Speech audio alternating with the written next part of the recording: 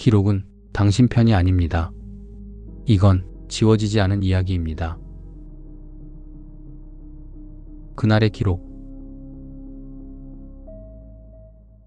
아버지는 18년 동안 보험료를 냈다.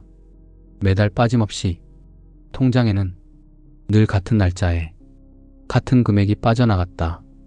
나는 그걸 알고 있었다. 아버지는 돈에 아주 정확한 사람이었기 때문이다. 전기요금, 가스요금, 관리비, 그리고 보험료. 그 네 가지는 한 번도 밀린 적이 없었다. 그래서 나는 아버지가 병원에 오래 누워있을 때도 보험 걱정은 하지 않았다. 보험은 아버지가 마지막으로 준비해둔 정리 같은 거라고 생각했다. 사람이 늙으면 그런 걸 하나씩 준비하니까 나는 그렇게 생각했다. 적어도 장례를 치르기 전까지는 장례식장은 조용했다. 사람이 많았던 공간이 한순간에 비어버리면 남는 건 소리보다 냄새다. 국화 냄새, 향 냄새, 그리고 식어버린 국의 냄새. 장례식장 식탁 위에는 아직 치워지지 않은 그릇들이 있었다. 육개장은 이미 식어 있었고 위에는 얇은 기름막이 떠 있었다. 나는 의자에 앉아 있었다. 검은 넥타이가 목을 조금 조였다. 넥타이를 느슨하게 풀었다. 숨이 조금 편해졌다. 아버지 사진이 정면에 있었다. 검은 리본이 달린 액자. 사진 속 아버지는 웃고 있었다. 나는 그 얼굴을 한참 바라봤다. 살아있을 때 아버지가 그렇게 웃던 기억은 많지 않았다. 아버지는 말이 적은 사람이었다. 화를 잘 내는 사람도 아니었고 잔소리를 많이 하는 사람도 아니었다. 그냥 말이 없는 사람이었다. 그래서 우리 집은 조용했다. 대화도 많지 않았다. 나는 그게 원래 그런 건 줄 알았다. 사촌 형이 내 옆에 앉았다. 이제 거의 끝났네. 나는 고개를 끄덕였다. 응. 잠깐 침묵이 흘렀다. 장례식장에는 이제 우리 몇 명밖에 남지 않았다. 사람이 떠난 뒤의 공간은 묘하게 넓다. 그리고 묘하게 조용하다. 나는 잠깐 망설이다가 입을 열었다. 형. 응. 나는 조금 낮은 목소리로 말했다. 아버지 보험 혹시 알아? 사촌 형이 나를 쳐다봤다. 눈빛이 잠깐 멈췄다. 아마도 너무 빠른 질문이라고 생각했을 것이다. 나도 그걸 알고 있었다. 그래도 물었다. 사람은 죽음 앞에서 이상하게 현실적인 이야기를 하게 된다. 나는 덧붙였다. 병원비도 꽤 있었잖아.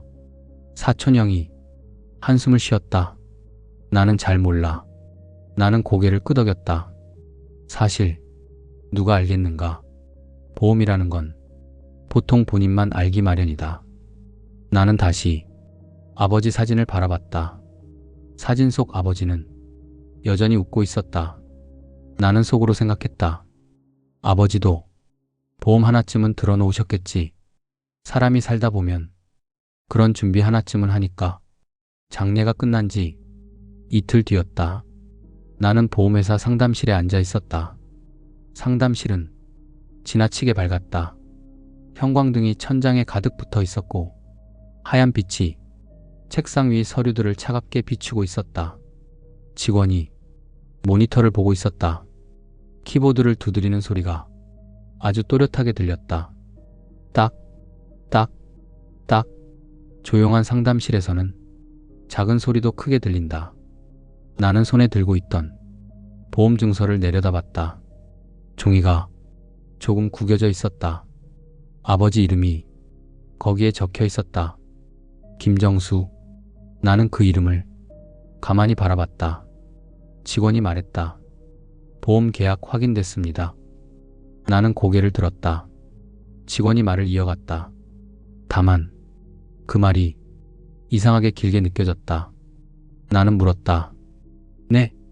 직원이 모니터를 한 번 더 확인했다. 그리고 아주 담담한 목소리로 말했다. 보험금 지급이 어렵습니다. 나는 처음에는 그 말을 이해하지 못했다. 네. 직원이 같은 말을 반복했다. 보험금 지급이 어렵습니다. 상담실 공기가 갑자기 조금 차가워진 것 같았다. 나는 물었다. 왜죠? 직원이 말했다. 고지 의무 위반입니다. 나는 그 말을 듣고도 잠깐 아무 말도 하지 못했다. 고지 의무 위반. 그 말은 보험에서 아주 흔한 말이다. 하지만 내가 그 말을 직접 듣게 될 줄은 몰랐다. 나는 직원에게 물었다. 무슨 말입니까? 직원이 모니터를 보며 말했다. 보험 가입 전에 질병 이력이 있었는데 계약서에 기재되지 않았습니다. 나는 눈을 깜빡였다. 아버지가요? 직원이 말했다. 네. 나는 잠깐 웃을 뻔했다. 아버지는 거짓말을 할 사람이 아니었다. 특히 서류 같은 것에서는. 나는 말했다. 아버지가 숨겼다고요? 직원이 고개를 저었다. 계약자는 따로 있습니다. 나는 그 말을 듣고 잠깐 멈췄다. 계약자가요? 직원이 말했다. 네. 그리고 모니터를 보며 말했다. 계약자는 아드님입니다. 나는 아무 말도 하지 못했다. 형광등이 아주 약하게 웅웅거렸다. 그리고 멀리서 프린터 돌아가는 소리가 들렸다.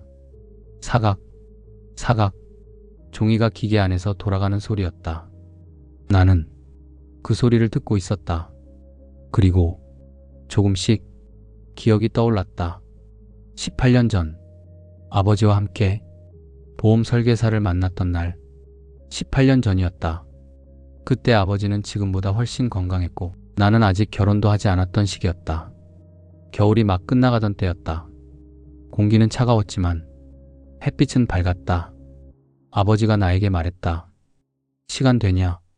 나는 현관 앞에서 신발을 신고 있었다. 왜요? 보험 하나 들려고 한다. 나는 고개를 들었다. 아버지는 현관문 앞에 조용히 서 있었다. 두 손을 등 뒤로 깍지 낀 채. 그 표정은 평소와 크게 다르지 않았다. 감정이 많지 않은 얼굴. 아버지는 늘 그런 사람이었다. 나는 잠깐 웃었다. 보험이요? 아버지는 고개를 끄덕였다. 나중에 필요할 수 있다. 그 말은 아버지답게 아주 짧았다. 나는 신발을 다 신고 문을 닫았다. 얼마짜리인데요? 잘 모른다. 아버지는 말했다. 설계사 만나보기로 했다. 우리는 버스를 탔다. 버스 안은 조용했다. 창문 밖으로 낮은 건물들이 천천히 뒤로 흘러갔다. 아버지는 말이 없었다. 나는 창밖을 보며 대충 생각했다. 보험. 그건 어른들이 하는 조금 귀찮은 준비 같은 거였다. 버스 창문에 햇빛이 비쳤다. 유리 표면에 희미하게 내 얼굴이 비쳤다. 그 옆으로 아버지 얼굴도 함께 비쳤다. 아버지는 창밖을 보고 있었다. 말없이. 보험 설계사 사무실은 생각보다 작았다. 건물 3층이었다. 엘리베이터 문이 열리자 복도에 카펫 냄새가 났다. 오래된 사무실에서 나는 냄새. 조금 눅눅한 공기. 문 위에 작은 간판이 붙어 있었다. 보험. 아버지가 문을 밀었다. 안에는 남자 한 명이 앉아 있었다. 정장을 입고 있었다. 나이는 40쯤 되어 보였다. 남자가 일어나며 웃었다. 김정수 선생님 맞으시죠? 아버지가 고개를 끄덕였다. 네. 남자가 말했다. 전화로 말씀 나눴던 박민수입니다. 남자는 악수를 건넸다. 손이 따뜻했다. 나는 그 모습을 옆에서 보고 있었다. 사무실은 조용했다. 벽에는 보험 상품 포스터가 붙어 있었고 책상 위에는 두꺼운 서류철이 놓여 있었다. 설계사가 말했다. 앉으시죠. 우리는 작은 소파에 앉았다. 테이블 위에는 유리컵 2개가 놓였다. 설계사가 물을 따르며 말했다. 요즘은 미리 준비하시는 분들이 많습니다. 아버지는 고개를 끄덕였다. 그렇습니까? 설계사는 미소를 지었다. 특히 자녀 있으시면 더 많이 준비하시죠. 나는 그 말을 듣고 잠깐 웃었다. 아버지는 아무 말도 하지 않았다. 설계사가 서류를 펼쳤다. 종이가 테이블 위에 부드럽게 미끄러졌다. 이 상품은 사망 보장이 중심입니다. 납입 기간은 20년. 보장 금액은 이 정도. 설계사의 말은 아주 익숙하게 들렸다. 마치 이미 수십 번 반복한 설명처럼. 아버지는 서류를 천천히 보고 있었다. 나는 옆에서 대충 듣고 있었다. 보험이라는 건 어차피 비슷하다고 생각했다. 설계사가 말했다. 건강 상태는 어떠십니까? 아버지가 말했다. 나쁘진 않습니다. 설계사가 고개를 끄덕였다. 병력은 있으십니까? 아버지가 잠깐 멈췄다. 나는 그걸 그때는 크게 신경 쓰지 않았다. 아버지가 말했다. 큰 병은 없습니다. 설계사가 웃으며 말했다. 그럼 문제 없습니다. 그리고 그가 말했다. 가벼운 위험 같은 건 굳이 적지 않으셔도 됩니다. 나는 그 말을 아주 가볍게 들었다. 설계사는 계속 말했다. 보험은 복잡하게 생각하실 필요 없습니다. 중요한 건 지속적으로 유지하는 겁니다. 아버지는 서류를 바라봤다. 그리고 펜을 들었다. 나는 그 모습을 보고 있었다. 아버지가 서명을 했다. 김정수. 익숙한 글씨였다. 설계사가 서류를 정리하며 말했다. 이제 보험이 시작됩니다. 아버지는 고개를 끄덕였다. 나는 그 자리에서 아무 생각 없이 말했다. 이거면 나중에 걱정 없겠네요. 설계사가 웃었다. 그렇죠. 이 보험은 가족을 위한 준비입니다. 아버지는 아무 말도 하지 않았다. 보험회사 상담실, 형광등 빛이 여전히 차갑게 내려오고 있었다. 나는 직원 앞에 앉아 있었다. 책상 위에는 보험 계약서 복사본이 놓여 있었다. 나는 그 종이를 가만히 보고 있었다. 18년. 그 숫자가 머릿속에서 계속 맴돌았다. 직원이 말했다.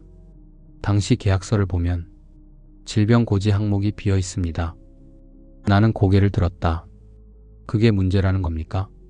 직원이 말했다. 네. 나는 잠깐 웃었다. 위험 하나 때문에요? 직원이 고개를 저었다. 아닙니다. 위험이 아니라 위궤양 기록이 있습니다. 나는 말을 멈췄다. 직원이 계속 말했다. 보험 가입 2개월 전에 병원 진료 기록이 확인됩니다. 나는 아무 말도 하지 못했다.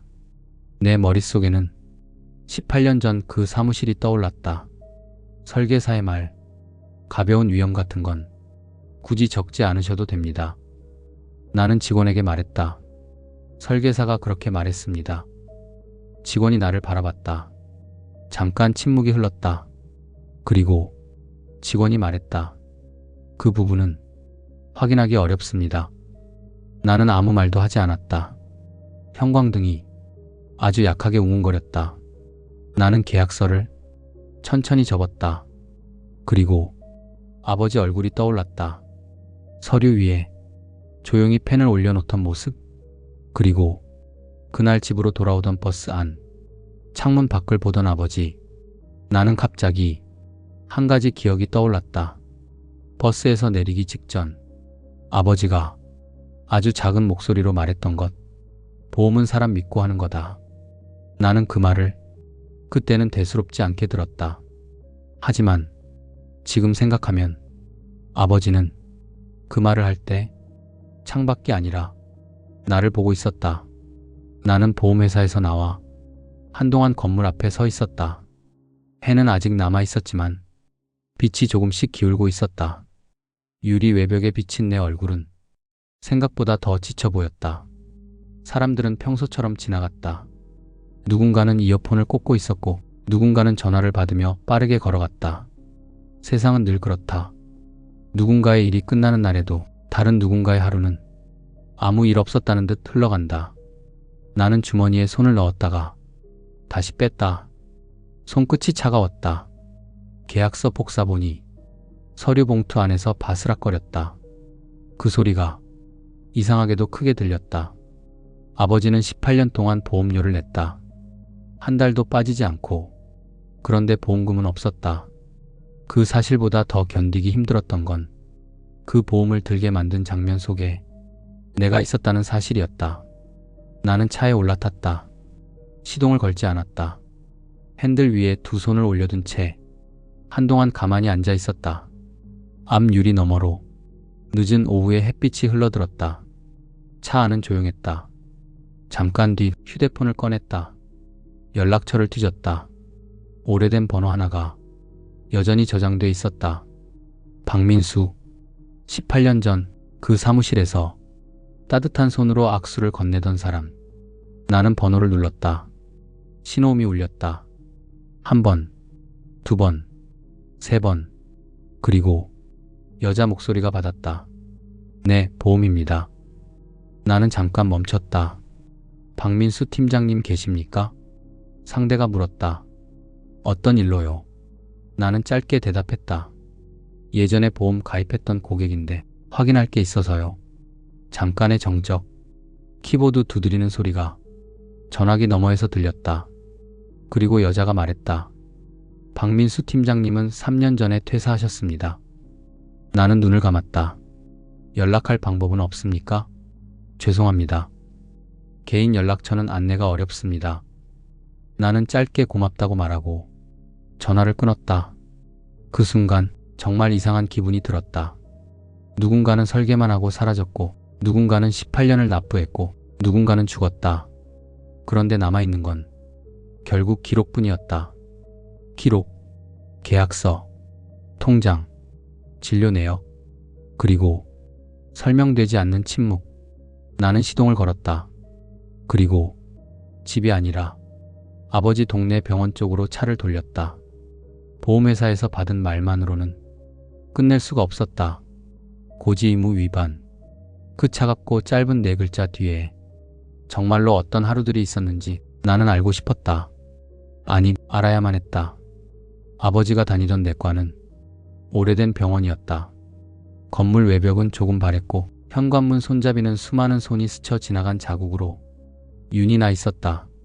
문을 열자 따뜻한 공기와 함께 소독약 냄새가 들어왔다. 병원 특유의 냄새였다. 조금은 차갑고 조금은 눅눅하고 조금은 사람을 긴장시키는 냄새. 대기실 의자에는 몇 명의 노인들이 앉아 있었다.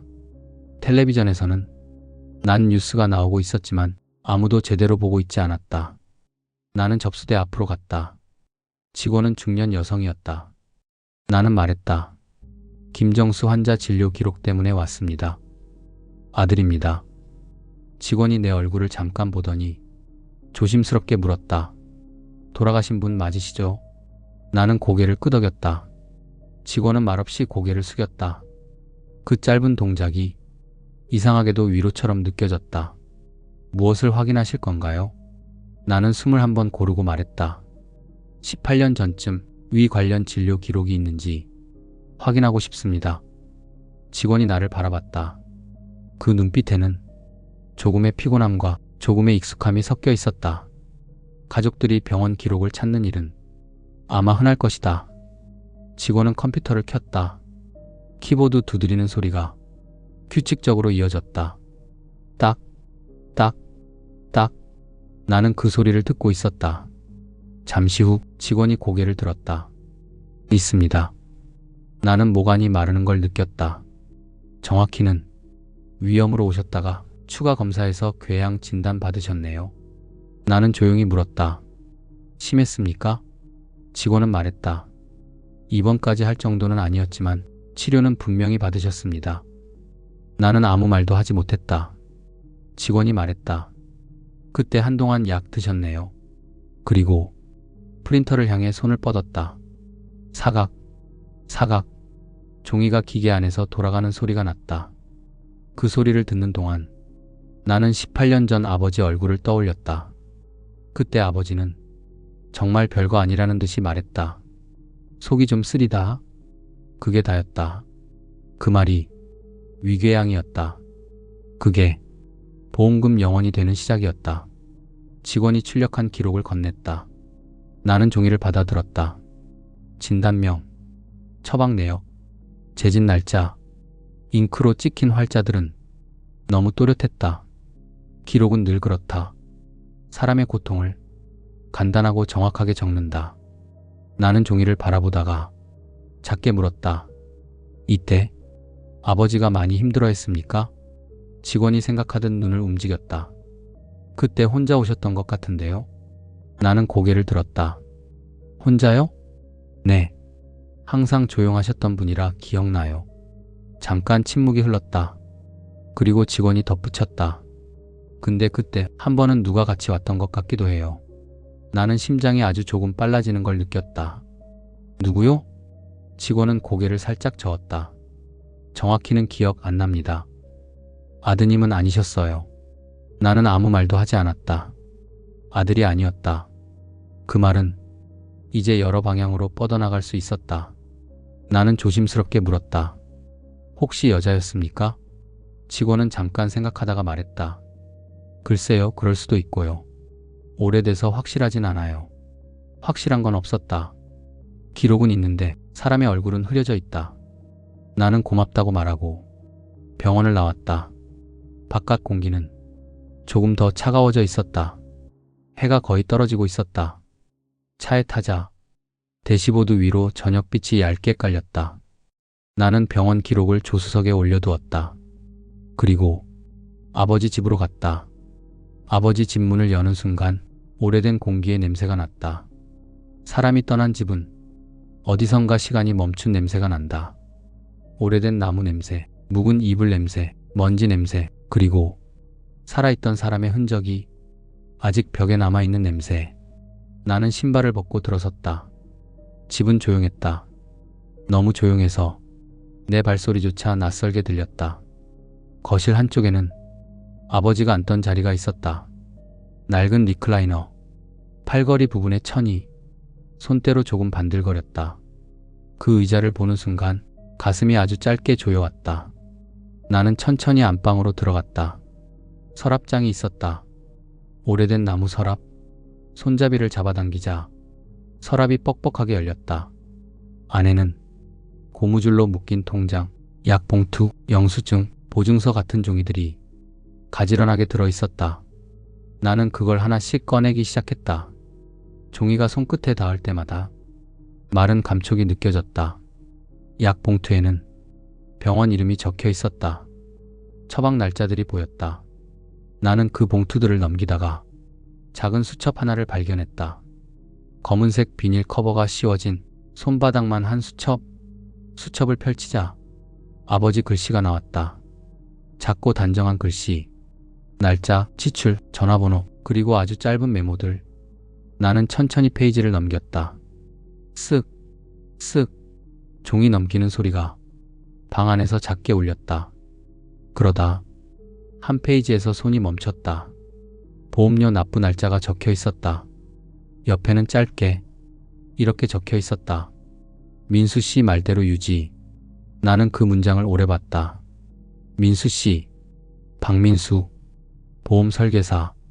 나는 다음 장을 넘겼다. 또 다른 메모가 있었다. 위약, 말하지 않음. 나는 숨을 멈췄다. 그리고 아주 천천히 다시 읽었다. 위약, 말하지 않음. 내 손끝이 종이 위에서 멈췄다. 아버지는 알고 있었다. 적어도 자신이 뭘 말하지 않았는지는 알고 있었다. 그 순간 보험회사 상담실에서 들었던 말과 18년 전 사무실의 공기와 설계사의 얼굴이 하나로 겹쳐졌다. 설계사가 웃으며 말했었다. 가벼운 위험 같은 건 굳이 적지 않으셔도 됩니다. 그 말이 정말 그렇게 가볍기만 했을까? 아버지는 정말 몰랐을까? 아니면 알면서도 지나간 걸까? 나는 수첩을 덮지 못하고 한동안 그대로 바라보고 있었다. 방 안은 조용했다. 너무 조용해서 밖에서 지나가는 차 소리, 냉장고가 켜졌다 꺼지는 소리, 어딘가 먼 집에서 문 닫히는 소리까지 들렸다. 나는 다시 수첩을 펼쳤다. 맨 뒤쪽 페이지로 넘겼다. 거기에는 번호 하나가 적혀 있었다. 김영선. 숫자 몇 개와 함께 아주 작게. 나는 그 이름을 보는 순간 몸이 굳는 걸 느꼈다. 보험금 수령자, 병원비 납부자, 그리고 지금 아버지 수첩 속 번호. 이제는 우연이라고 말하기 어려웠다. 나는 휴대폰을 꺼냈다. 수첩에 적힌 번호를 입력했다. 손가락 끝이 미세하게 떨렸다. 신호음이 울렸다. 한 번, 두 번, 세 번, 그리고 여자 목소리가 들렸다. 여보세요. 나는 잠깐 말을 못했다. 목이 마르고 입안이 굳었다. 상대가 다시 말했다. 여보세요? 나는 겨우 입을 열었다. 김영선 씨입니까? 짧은 침묵. 아주 짧았지만 상대도 무언가를 알아차린 침묵이었다. 그리고 여자가 낮은 목소리로 말했다. 네. 누구시죠? 나는 숨을 고르고 말했다. 김정수 씨, 아들입니다. 전화기 넘어가 조용해졌다. 숨소리만 아주 얇게 들렸다. 나는 그 얇은 숨소리를 듣고 있었다. 그리고 여자가 말했다. 아버님 돌아가셨군요. 아버님. 나는 그 단어에서 이상한 감정을 느꼈다. 낯선 사람이 내 아버지를 그렇게 부르고 있었다. 낯설어야 하는데 이상하게도 어색하지 않았다. 나는 물었다. 아버지를 아셨습니까? 여자는 한동안 말이 없었다. 그 침묵이 오히려 대답 같았다. 그리고 아주 조용히 말했다. 네, 오래 알았습니다. 나는 손에 힘이 들어가는 걸 느꼈다. 보험금 수령자도 본인으로 되어 있더군요. 상대는 바로 부정하지 않았다. 그것도 대답이었다. 나는 더 낮은 목소리로 말했다. 왜죠? 여자는 잠깐 숨을 들이마셨다. 전화로 드릴 이야기는 아닌 것 같네요. 나는 창밖을 봤다. 아버지 집 창문 너머로 저녁빛이 거의 사라지고 있었다. 어둠이 서서히 방 안으로 스며들고 있었다. 그럼 어디서 뵙죠?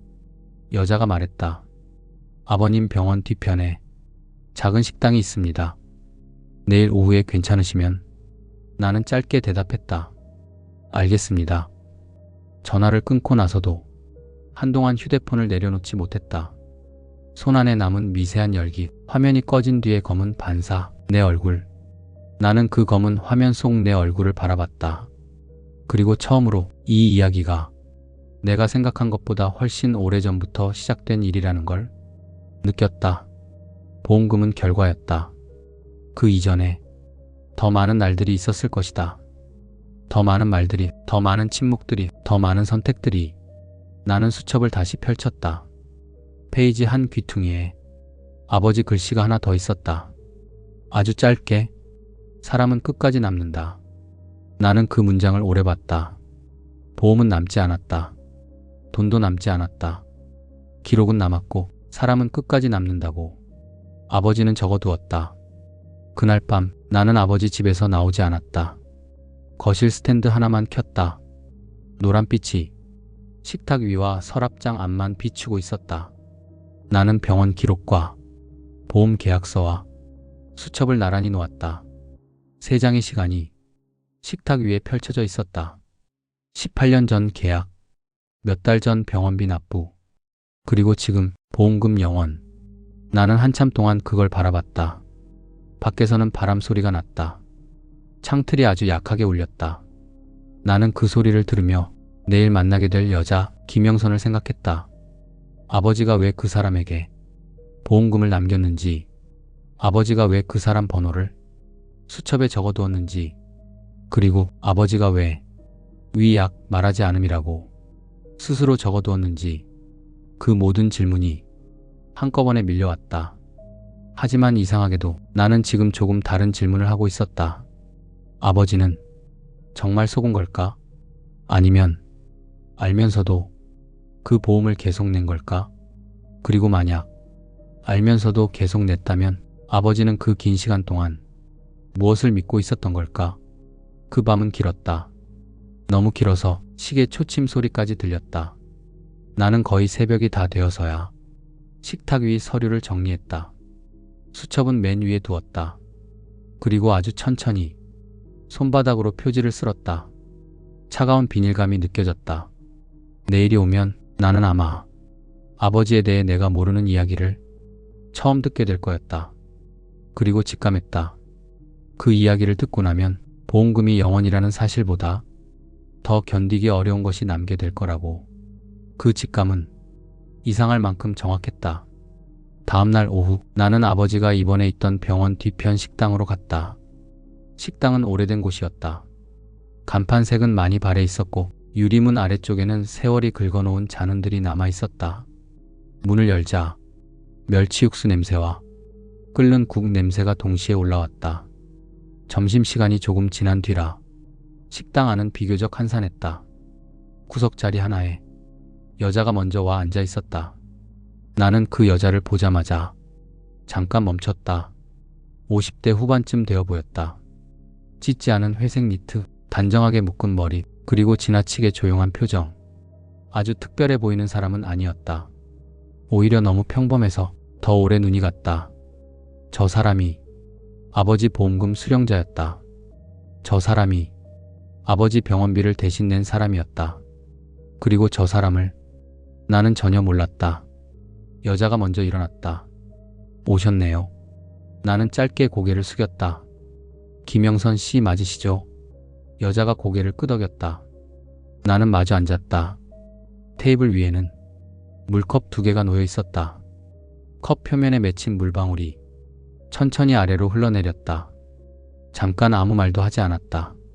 식당 주방 쪽에서는 국자를 부딪히는 소리, 그릇이 포개지는 소리, 멀리서 라디오가 작게 울리는 소리가 들렸다. 나는 그 소리들을 들으며 무슨 말부터 해야 할지 생각했다. 결국 먼저 입을 연 건 김영선이었다. 장례는 잘 치르셨어요?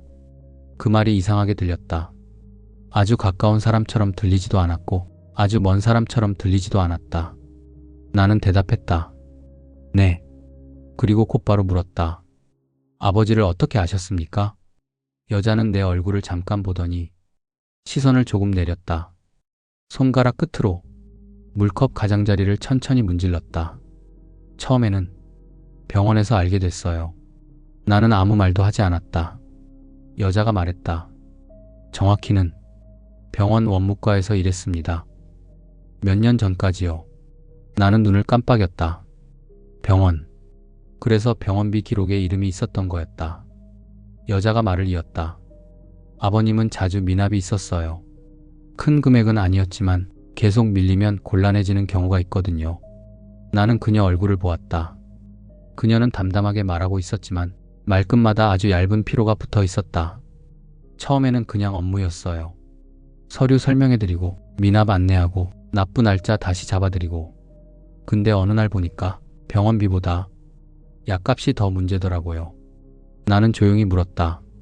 그래서 대신 내셨습니까? 그녀는 바로 대답하지 않았다. 잠깐 시선이 흔들렸다. 몇 번은요. 나는 손에 힘이 들어가는 걸 느꼈다. 왜요? 여자가 나를 보았다. 그 눈빛은 억울해하는 눈빛도 아니었고 당당한 눈빛도 아니었다. 그냥 오래 설명하기 싫은 사람의 눈빛이었다. 아버님이 부탁하신 건 아니에요. 그냥 사람이 너무 조용히 아파하더라고요. 나는 그 말을 듣고 가슴이 아주 짧게 조여오는 걸 느꼈다. 조용히 아파했다. 그건 정말 아버지다운 표현이었다. 아버지는 늘 그랬다. 힘들다고 크게 말하지 않았고 도와달라고 쉽게 입 밖에 내지 않았고 대신 혼자 오래 버티는 사람이었다. 나는 낮은 목소리로 물었다. 그럼 보험금은 왜? 여자가 아주 천천히 숨을 들이마셨다. 그리고 말했다. 그건 제가 원해서 받은 게 아닙니다. 나는 그녀 얼굴을 바라봤다. 아버님이 바꾸셨어요. 그건 알고 있습니다. 내 목소리가 조금 단단해졌다. 왜 바꾸셨는지 묻는 겁니다. 이번에는 그녀가 바로 대답하지 못했다. 식당 안으로 뜨거운 국 냄새가 조금 더 짙게 흘러들어왔다. 옆 테이블에서 수저가 그릇에 닿는 소리가 났다. 아주 평범한 소리였다. 그 평범한 소리들 사이에서 내가 듣고 싶은 답만 유난히 늦게 도착하고 있었다. 여자가 가방 안에서 작은 흰 봉투를 꺼냈다. 테이블 위에 올려놓았다. 나는 그 봉투를 내려다봤다. 봉투는 오래 만져진 듯 가장자리가 조금 부드러워져 있었다. 여자가 말했다. 원래는 장례 끝나고 바로 드리려고 했어요. 나는 아무 말 없이 봉투를 집어들었다. 안에는 종이 한 장이 들어 있었다. 접힌 종이를 펼쳤다. 아버지 글씨였다. 단정하고 조금 작고 끝이 약간 올라가는 글씨. 나는 숨을 멈춘 채 그 문장을 읽었다. 영선 씨에게. 짧은 인사였다. 그리고 그 아래부터 문장이 이어졌다. 이 돈은 병원비 값이기도 하고 내가 끝내 갚지 못한 마음값이기도 합니다. 나는 눈을 천천히 움직이며 다음 줄을 읽었다. 받고 싶지 않아 할 걸 알아서 미리 말하지 않았습니다. 미안하고 고마웠습니다. 나는 거기서 잠깐 멈췄다. 손끝이 종이 모서리를 조금 더 세게 눌렀다. 여자가 조용히 말했다. 처음엔 저도 안 받겠다고 했어요. 근데 아버님이 그러셨어요. 그건 빚이 아니라 정리라고. 정리. 그 단어를 듣는 순간 어딘가에서 오래 묵은 공기가 움직이는 느낌이 들었다. 아버지는 마지막까지 정리라는 말을 좋아했다. 말보다 먼저 정리부터 하던 사람이었다. 서랍도, 영수증도, 통장도, 그리고 결국은 자기 죽음 뒤의 돈까지. 나는 종이에서 눈을 떼지 못한 채 물었다. 아버지가 저에 대해서도 무슨 말을 했습니까? 내 목소리는 예상보다 더 낮게 나왔다. 김영선은 쉽게 대답하지 못했다. 나는 그 머뭇거림을 보자 오히려 더 정확히 알 수 있었다. 있구나. 나에 대한 이야기가 분명히 있었구나. 나는 시선을 들었다. 말해주세요. 여자는 아주 천천히 고개를 끄덕였다. 아버님이 그러셨어요. 그녀는 내 얼굴을 보지 못하고 물컵만 바라본 채 말했다. 아들이 나쁜 사람은 아니라고. 나는 아무 말도 하지 않았다. 그 말부터 하셨어요. 식당 안 어딘가에서 의자가 끌리는 소리가 났다. 그 소리가 이상하게도 너무 멀게 들렸다. 여자가 말했다.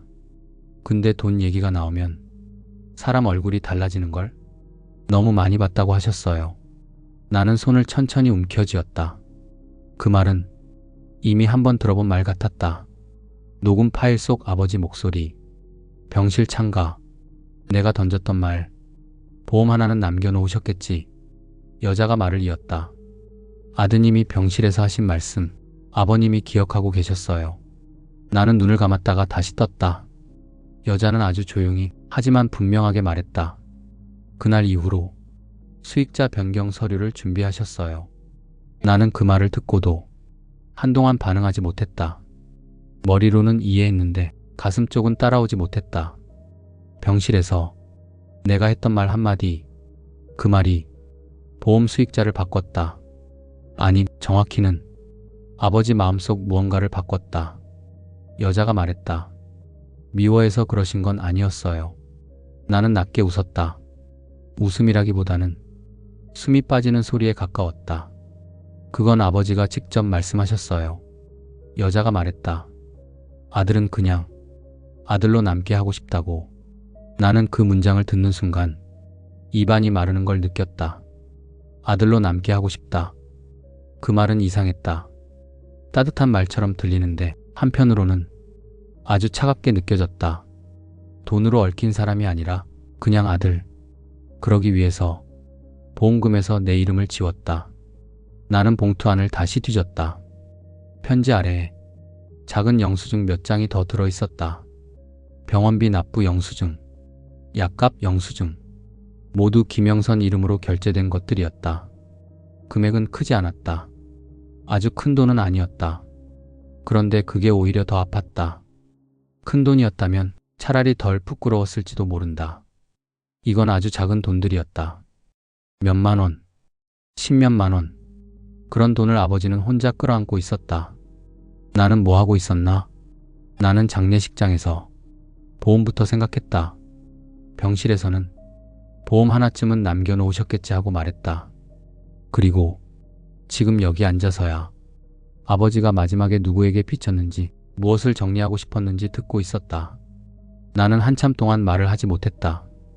김영선도 아무 말이 없었다. 둘 사이에 놓인 물컵 표면의 물방울이 천천히 아래로 흘렀다. 식당 안은 여전히 평범했다. 누군가는 식사를 하고, 누군가는 계산을 하고, 누군가는 문을 열고 나갔다. 세상은 이렇게 남의 비극 옆에서도 평범하게 움직인다. 나는 어렵게 입을 열었다. 아버지가 제가 보험 계약한 거 알고 계셨습니까? 김영선은 고개를 끄덕였다. 알고 계셨어요. 처음엔 고맙다고 하셨어요. 내가 챙겨줘서 다행이라고. 나는 눈을 내렸다. 그런데 그 한마디 뒤에 무슨 말이 올지 나는 이미 짐작하고 있었다. 계약하고 얼마 안 돼서 아버님이 그러셨어요. 김영선의 목소리가 아주 조금 더 낮아졌다. 그 설계사 말이 너무 쉬웠다고. 나는 고개를 들었다. 쉬웠다고요? 네. 아픈 건 누구나 하나쯤 있는데 그런 거 다 적으면 보험 못 든다고. 그렇게 말했다고요.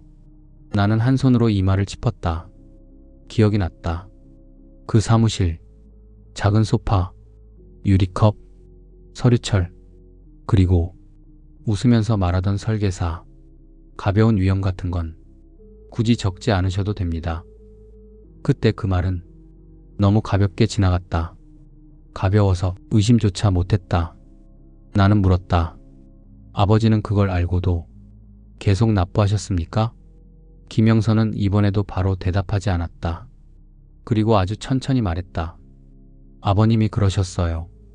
혹시 나중에 정말 아무것도 못 받더라도 이건 아들이 나 때문에 준비한 거니까 끝까지 내 손으로 내겠다고. 나는 더 이상 아무 말도 할 수 없었다. 그 문장이 가슴 한가운데에 그대로 들어왔다. 아버지는 알고 있었다. 적어도 의심하고 있었다. 이 보험이 언젠가 문제가 될 수도 있다는 걸. 그런데도 냈다. 18년 동안 매달 빠짐없이. 그건 보험금을 믿어서가 아니라 아들이 자기 때문에 준비한 무언가를 중간에 무너뜨리고 싶지 않아서였는지도 몰랐다. 나는 식당 테이블을 내려다봤다.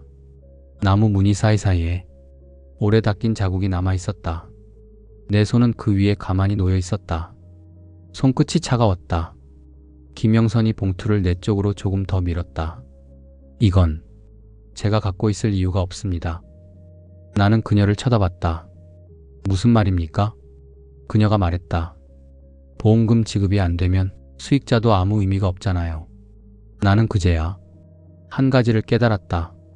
아버지는 보험금을 김영선에게 남겨두었지만 결국 그 돈은 아무에게도 가지 못했다. 18년 동안 낸 보험료도 수익자 변경도 마지막 정리도 모든 것이 있었는데 결과적으로 남은 돈은 0원이었다. 그 순간 이 이야기에서 가장 잔인한 건 보험회사가 아니었다. 사람을 믿게 만들고 기록은 남기되 책임은 흐리는 그 긴 시간 전체였다. 나는 봉투를 접어 주머니에 넣었다. 그리고 아주 천천히 말했다. 죄송합니다. 그 말이 왜 나왔는지 정확히 설명할 수는 없었다. 김영선에게 한 말이기도 했고 아버지에게 한 말이기도 했고 어쩌면 내 자신에게 한 말이기도 했다. 김영선은 아무 말 없이 작게 고개를 숙였다. 나는 먼저 자리에서 일어났다. 식당 문을 열고 나오자 바깥 공기가 차가웠다. 해는 이미 졌고 간판 불빛들이 하나둘씩 켜져 있었다. 병원 건물 창문에도 형광등 불빛이 층층이 박혀 있었다. 나는 병원을 한번 올려다봤다. 어느 창문 뒤에서 아버지가 혼자 누워 있었을지 생각했다. 그리고 그 옆에 내가 없는 날들이 얼마나 많았는지도 생각했다. 차에 타자 주머니 속 봉투가 구겨지는 소리가 났다. 집으로 돌아가는 길, 나는 라디오도 켜지 않았다. 신호등 앞에 멈출 때마다 유리창에 내 얼굴이 비쳤다. 피곤해 보였다. 조금 늙어 보이기도 했다. 집에 도착해서는 곧바로 스탠드를 켰다. 노란 불빛이 식탁 위를 비췄다. 나는 보험 계약서, 병원 기록, 아버지 수첩, 김영선이 준 편지를 다시 꺼내 나란히 놓았다. 네 장의 종이가 서로 다른 시간을 붙잡고 있었다. 18년 전, 몇 달 전, 장례 뒤, 그리고 오늘. 나는 한참 동안 그 종이들을 바라봤다. 보험은 결국 돈을 남기지 못했다. 하지만 기록은 남았다.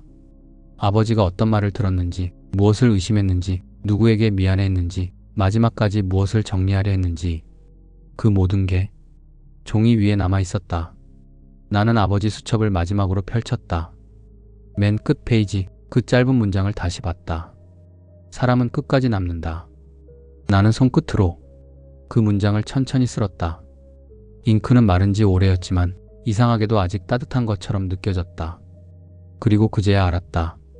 아버지가 끝까지 남기고 싶었던 건 돈이 아니었다. 보험금도 환급금도 정산도 아니었다. 돈 앞에서 사람이 어떻게 변하는지를 알면서도 끝까지 누군가를 사람으로 남겨두고 싶었던 거다. 나를 그냥 아들로. 나는 스탠드 불빛 아래서 한참 동안 그대로 앉아 있었다. 밖에서는 바람 소리가 났고 어딘가 멀리서 오토바이 지나가는 소리가 스쳤다. 집 안은 조용했다. 너무 조용해서 내 숨소리와 시계 초침 가는 소리만 들렸다. 나는 아주 낮게 누구에게도 들리지 않을 목소리로 말했다. 아버지, 늦었습니다. 그 말은 사과 같기도 했고 이해 같기도 했고 끝내 다 하지 못한 대화 같기도 했다. 나는 보험 계약서를 천천히 접었다.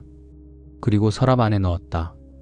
덮으려다 말고 아버지 수천만 원 따로 꺼내 맨 위에 올려두었다. 남겨야 할 건 그거라고 생각했다. 돈이 아니라 기록. 나는 스탠드를 끄지 않은 채 한동안 그대로 앉아 있었다. 불빛은 작았고 방은 어두웠고 식탁 위의 종이들은 가만히 그 자리에 놓여 있었다. 마치 아직 끝나지 않은 이야기처럼. 그리고 아주 천천히 숨을 들이마셨다가 내쉬며 마지막으로 그 말을 남겼다. 그날의 기록이었습니다.